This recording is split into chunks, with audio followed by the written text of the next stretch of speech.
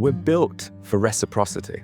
So humans evolved, right? They came into herds and they helped one another and they survived. So, if I help you, there's something in your mind that's like, oh, I'm going to help Nick back one day, and we're built like that. Oh, I think, relationships, if you work in marketing, you understand the value of trust, whether that's the trust of the customers or if you're a service provider, it's the trust of your clients, because the best marketing can be quite risky.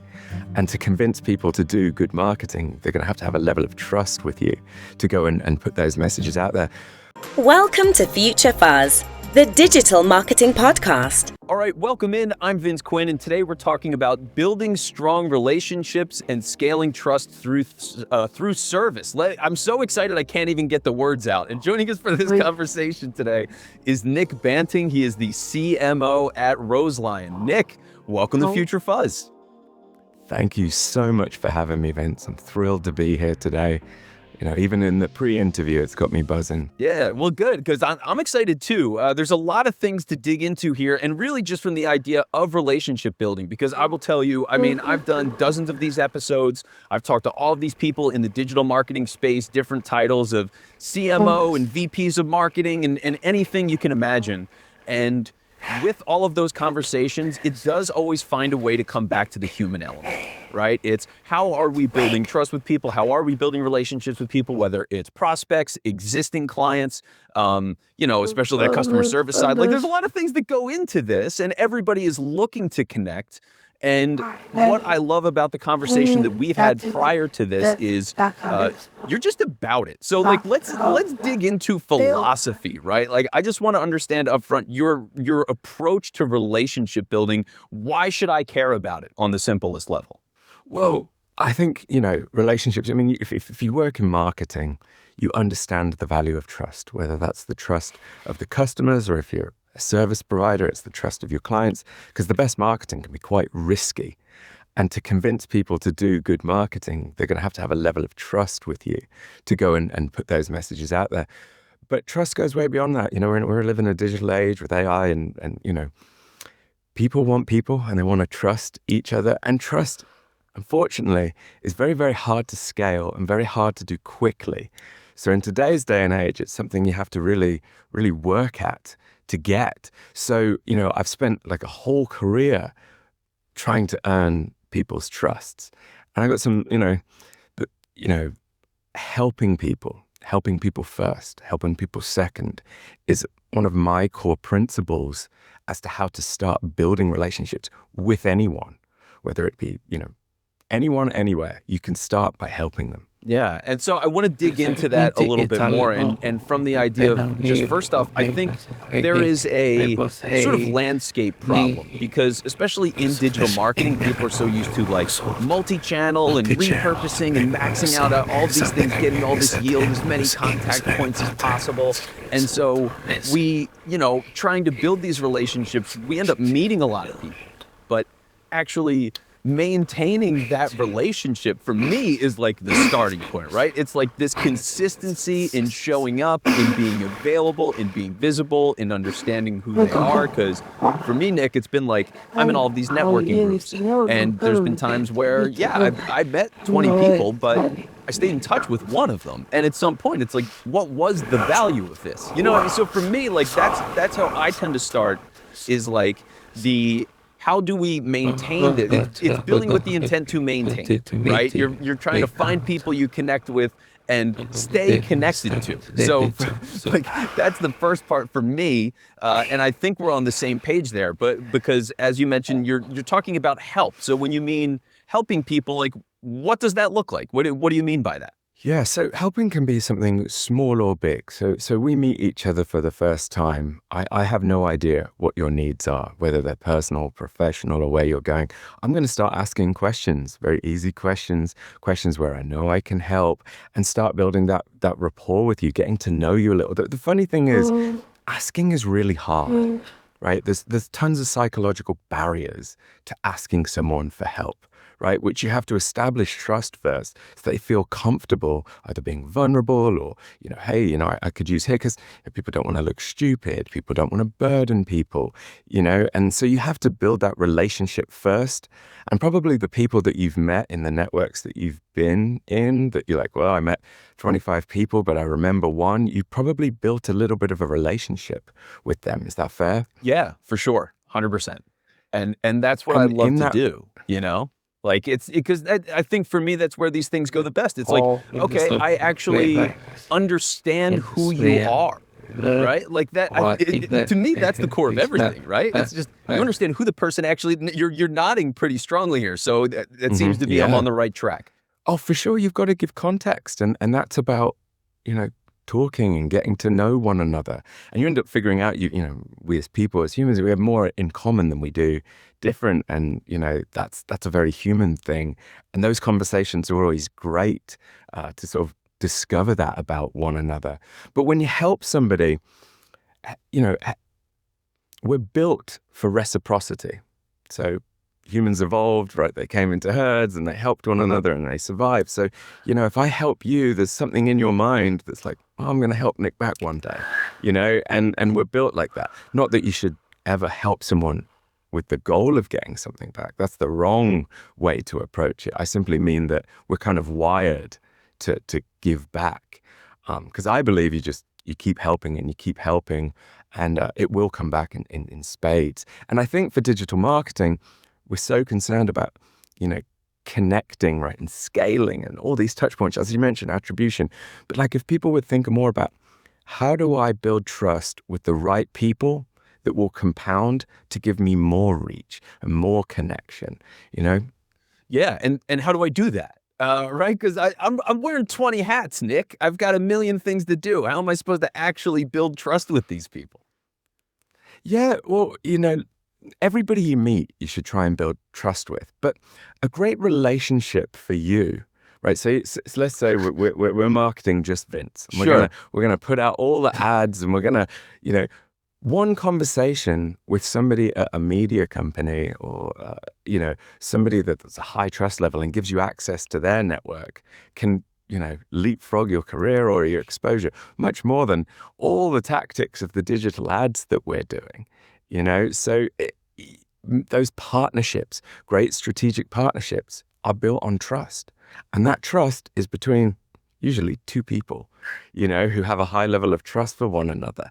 So thinking about building networks and trust, that's how you can scale, or it can be additive to all of the tactical stuff you're doing in digital marketing. Yeah, I mean, I actually dealt with this in a negative way really early in my career, especially in radio, because with radio, it was one of those things where I came in and I was just like, I'm going to work like crazy. I would literally sleep at the station. I was doing everything I could to learn all the players, the teams, because it was sports radio. So it was like anything around that, I wanted to master the skills of doing sports radio. And I was able to climb the ladder pretty fast, all things considered, because of that. But there was a political element that I initially just decided I wouldn't engage with it. And I thought by doing that, it would benefit me because I wasn't getting in the weeds and picking sides and like all this different stuff. But what I realized was that I became very isolated because I hadn't directly built these relationships with enough people in a way where they were willing to go to bat for me, or they didn't feel like I was their competition, or, you know what I mean? It was like, it got really complicated and really messy when my entire intent was to not do that. So it was like such a backwards thing to go through, but it was like, oh, okay. It is important just with the people that I work with to go and build those relationships and find ways to go above and beyond of just being a polite coworker. And then as I've transitioned and been in the business world in a different way, to get to understand people and like put myself out there and be willing to take that risk, because otherwise it's isolated, right? It's how it goes. For sure. And, I give you two stories on this. So I'm part of a network called Serendipity, which is all built around kindness and helping one another from people all over the world. And you talked about building relationships with those in your company because they were the ones that can help you and help you grow and benefit. What I've learned over talking to lots of strangers and people of great resource and power and influence, it's oftentimes the people I least expect it that help me the most. They'll say, oh yeah, my brother, my sister's doing this thing, you should talk to them, and wham, off it goes. It's not the people you always think about stereotypically, oh, they're going to be the ones that help me. So that's why it's so important, not just your immediate people, to do it with everybody. Strangers that you meet. I've been so lucky from the kindness of strangers throughout my career. And then in a real world example, you and I have met one time before, but I want to build a relationship with you. And, we get to talking and we share personal stories. I shared, this is my first ever podcast. Yeah. And I was telling I've 5 kids and 4 of the daughters were in the car this morning and we were driving to school. And I said to them, hey guys, there's something exciting to share. I'm going to do a podcast today for the very first time. And my 16-year-old was like, ew, Dad, that's gross. That's boring. Podcasts are for old, boring people. I was like, oh, thank you. That's wonderful. And then my 7-year-old, Rosie, she said, Dad, if you're going to be on a podcast, it's going to be a POOP cast. And they all start laughing and whatnot. And I share that story to give this conversation context. I'm doing something new with somebody like you who instantly built rapport and trust with me. And that's the only reason I'm doing this. Future Fuzz is sponsored by SalesSource, B2B pipeline management and sales growth for your business. Wow. Yeah, and I genuinely appreciate that. And I think that's been my approach to all of this stuff. I go into things with a curious mindset. And I think that's really served me well because I do like people. I like understanding people. I like understanding cultural things that I have nothing to do with and haven't had experience with. One of the most fascinating, total side tangent, one of the most fascinating things in the world to me is the idea. There's a sport in Europe called hobby horsing.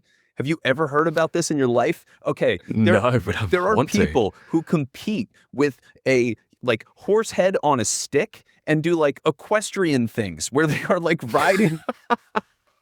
It's called hobby horsing. And I'm like, that is the most bizarre thing I've ever heard in my life. But also, I want to know everything about that, right? It's just one of those things where I kind of take that approach to anybody that I meet. And it's just what is that? Why do you do that? What's your thoughts behind that? What do you like about it? What do you not like? What does it compare to anything that you've been around? And finding those connections, because I really think that is the basis of humanity. Is a lot of things are the same. We just haven't engaged with that specific thing that somebody's doing, but we've done something very similar. And so when you find those equal points, it becomes a lot easier to build that strong connection because you do understand what they're doing. You haven't experienced it exactly the same way.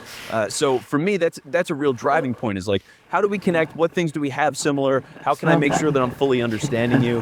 And also presenting that to people. Because for me with this show, for example, it is marketing, right? I'm essentially marketing for people who are the guest. I want to present who they are and what they do and how they do it well. And I need to understand them to do that. I need to be open. I need to be curious. I have to understand that I don't know everything or anything. And because of that, it puts me in a position to ask the obvious things, the simple things, and get to the truth of the matter. So that's been it. Yeah. No, I love that. Clearly, you're very good at building rapport and starting that trust. What have you learned from all your interviews? You've done loads and loads and loads of interviews. What have you learned about building trust and rapport quickly? Yeah, I think part of it is people really are the same regardless of the role. I'd spent a lot of times with solopreneurs, for example, is where I'd spent a ton of time. Coaches, consultants, just people that were solo practitioners of a business. And when I got into this role where I got the chance to meet more CEOs, CMOs, VPs of marketing, all these bigger titles, sometimes global companies, it was this thing where it was I don't even know how to talk to these people. I don't know if I speak the same language or not. And I would get really antsy going into these interviews. And then you get to sit down and talk with people and it's so easy and everybody is the same. And it's there's terminology you have to learn to get caught up and know the lingo and truly be in on the technicalities of the work. But beyond that, it's easy. And that was an exciting thing. Obviously, I've learned a lot about marketing along the way. But yeah, I think just the universality of people has been very relevant and very obvious. and that's it. And it's been a relief. And also just kind of reinforcing on my view of humanity, if you will. So, and I guess on some level, like for all these people that, because you mentioned you've connected with all these different people, all these different positions, and you get surprised by the people that can send you to this great connection that can lead to another great moment for it. So like there's a lot that goes into that. If I want to, because now I think we've really established like philosophy, mentality, approach.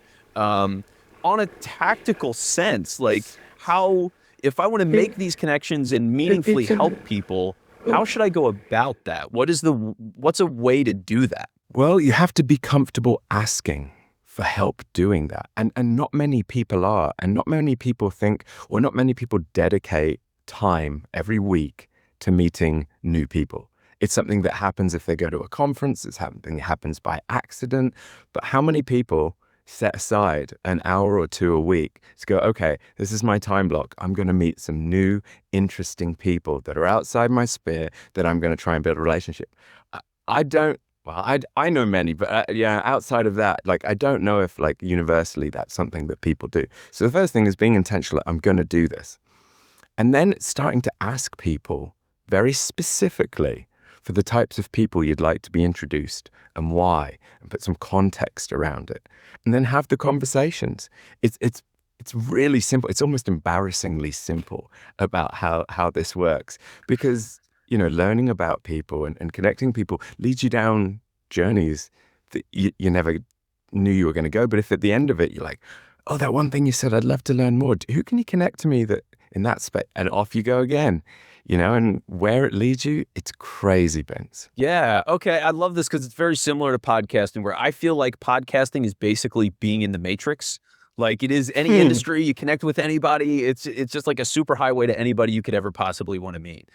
So what you're saying then is you're dedicating an hour a week, or if somebody wants to get started, they should dedicate an hour a week meeting people that they do not know, and finding these, you know, referrals then as they're meeting people to other people that they do not know, and just kind of turning into a self-perpetuating cycle of meeting new people. So, okay, so if that's the starting point, then we have a system in place where we can regularly, in time committed, which I think is huge, right? Like, hey, this is dedicated time where I'm going to do this, is the basis of anything functional. But now that you've met these people, you're putting this system in place. How do you maintain it, and how do you go about helping them? What are some of the things that you've done to help people? That's a great question, because that's the next part of this, is during that conversation, uncovering something you can help them with. And there might be lots of things, there might be nothing. You might just have to kind of store them in your memory, and when you have a conversation, say, oh yeah, I can make that connection. But I try and make it easy by the questions I ask them for some that I can introduce them to. So rather than just sending an email saying, hey, thanks for your time, I had a great conversation, it's so much better if you could go, hey, thanks for your time, great conversation. I'd like to introduce you to X. They really know a little bit more about this thing we were talking to, or have similar interests, or similar, and so you've instantly helped them. You know, and they remember that. And so that when you come for asking for help, that idea of reciprocity is already there. So I think that's really important. And these aren't big things, you know, it's not massive things. It could just be something they're interested in, or some place they'd like to go that, you know, someone who's been there before. But all these little things add to big things. Yeah. And let me ask you then, I mean, what are some of these questions that you tend to like, right? Because I think I like to go into, for example, if I'm at a family thing or a networking event or whatever, and sometimes you hit a stall in a conversation. This is one of my go-tos. I will ask just anybody. So what do you like to do in your free time? And just see where it goes, right? Like it opens it up to them. It's incredibly personal. They can take it wherever they want. It's not like, hey, do you like movies? Because then that's very specific and they can say no. And then you're like, all right, what else do I talk about? So like that is a go-to for me. Simple, open-ended question that gets the conversation moving. Do you have any questions like that you tend to ask people in these conversations? And if so, what are they? Sure. And I wish I had like this 10 hottest questions that I ask everyone that are the, you know, unlock to ultimate conversations. But I don't. Be a great LinkedIn carousel, Nick. But truth be told, some people, and you know, there's a lot of social science that will support this, like being specific in an ask or a question, there's a lot of value to that because it reduces the cognitive load on the other person. So, and some people really, really like specific questions, and others, like, the question that you use, like open-ended. They like to take it wherever they can. Usually what I'll do is way more listening in the start, to kind of figure out which direction we should hone in on. I think that, obviously you have to talk. We're on a podcast, but I typically spend 80 or 90% of the time listening, to figure out what that question or that direction we might go. Yeah. In a sense, it's like sales discovery, right? It's just like, hey, I'm going to ask you 100 things because I want to understand everything about your situation, you personally, the resources you've got, what your goals are, like, and from boiling all of that down, eventually you get this sort of light bulb moment where it's like, oh, it's this thing. Okay, let's talk about that and really zero in. Is that pretty much a good characterization of it? Yeah, and I'll tell you what I love the most. I like going deep really, really quickly.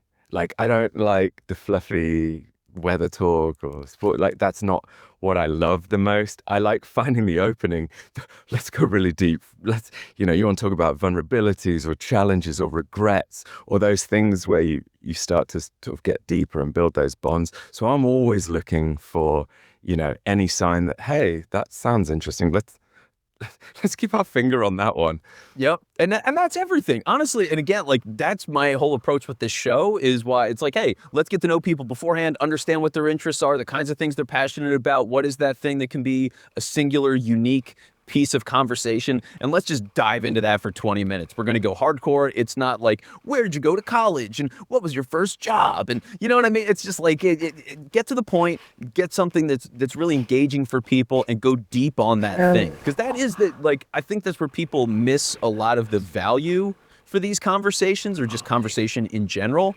Like, you spend so much time on the top level, and then it takes you 40 minutes to get to the thing that, like, truly hits and is engaging, and people don't stick around that long to get to that point. You know what I mean? So it's like, you got to find a way to get there first and present that first. And that's always the goal, but it does take work. You do have to understand these people, understand their scenario and what they care about, where their passion is, their perspective. Like, it's just an incredibly layered thing to get to know somebody. Couldn't agree more. But, I have a friend, he's a doctor of emergency medicine, and he was in the military and then in practice, but very, very good at saving people's life in very bad situations.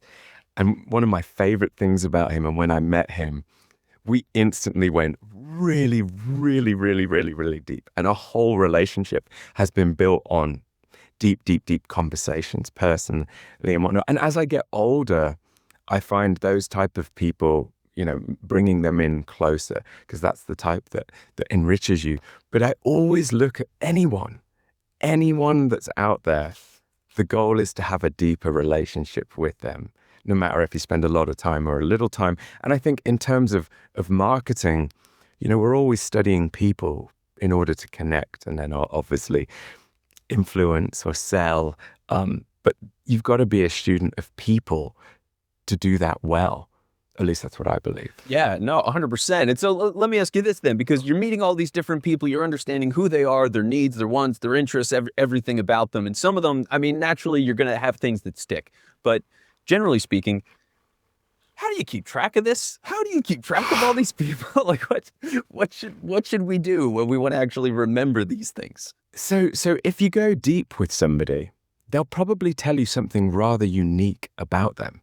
That's much easier to remember, or at least it is for me, than where they went to school or the sports team that they, anything that's kind of surface level. That's harder. I'm like, oh, it was Bob from so-and-so. Like, that's harder for me to recall. But if they told me something poignant and meaningful, and I had an emotional reaction to that, I don't know, that these are the pieces that stick in my mind. And I feel like that's the same for any great marketing. That's what we're all going for, is like nostalgia or, humor or whatever it might be to hit and form that connection. So for me, that's how I keep it all organized. If I hit a moment with someone, it's like seared in there, right? Yeah. Okay. Because one of the things that I've been doing is, and I will admit I've fallen off on this, and you've given me inspiration to pick it back up, is the idea of a super connector tracker, is what I've called it.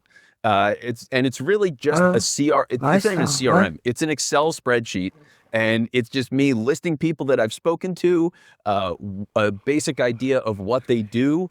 And if they mentioned that they're looking for something at that time, just writing that down with the idea. Because like I'm meeting people all the time and it's all these different industries, all these different professions, like everything. So it's like, okay, well, if I have somebody that's a good fit, at least I have this in my back pocket now and I can make that connection. So that's been my move, is like, because I'm so scatterbrained and I can remember people like a little bit, but man, you just meet so many people. It's like I need that refresh. So I'll say this. Yeah, one is the sheet. I've been doing that, and two is just AI recordings of meetings. Right, like when you get these calls and being able to have Gemini, as long as everybody's cool with it, right? But doing that has been helpful as well. So let's do this because this is already I think maybe the longest episode I've already done on this show, Nick, which is great because it means I'm engaged. This is good. Okay, this is not your fault. This is it's an accomplishment, and this is your first episode. So. Ever. So good for you.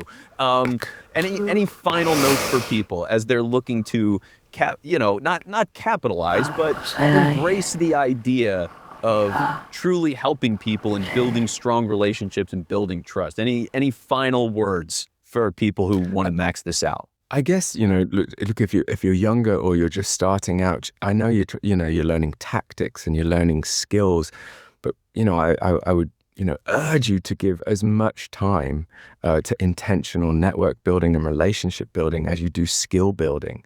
I think that will be a huge differentiator moving forward.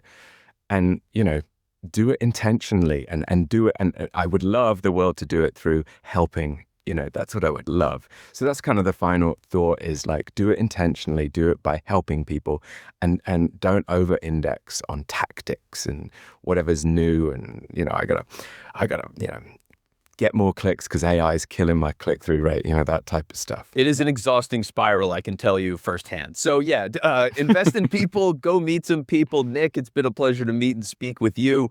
Thank you for joining us on the show. Absolutely. Thank you so much, Vince. Really, really had a good time and really, really appreciate meeting you. Thanks for tuning in and making the choice to listen to this podcast. If you liked what you've heard today, please don't forget to subscribe.